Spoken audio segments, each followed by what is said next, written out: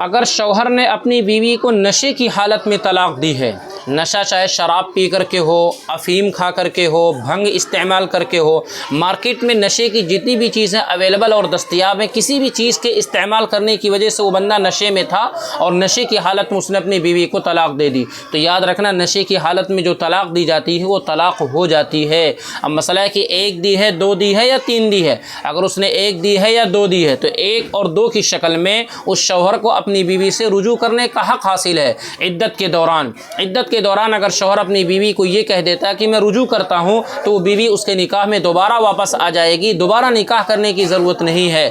اسی طریقے سے اگر اس نے 3 طلاق دے دی ہے، نشے کی حالت میں دے دی ہے، تو یاد رکھنا پھر اب جو ہے رجوع کی کوئی گنجائش نہیں ہے۔ اب وہ بیوی اس شوہر کے لیے ہمیشہ کے لیے حرام ہو جائے گی۔ اب دونوں ایک ساتھ زندگی نہیں گزار سکتے۔ اب اس عورت کو عدت گزارنی چاہیے۔ عدت کے ختم ہونے کے بعد اس عورت کو اختیار ہے وہ جہاں چاہے نکاح کر سکتی ہے، ایسے ہی مرد کو اختیار ہے وہ جہاں چاہے نکاح کر سکتا ہے۔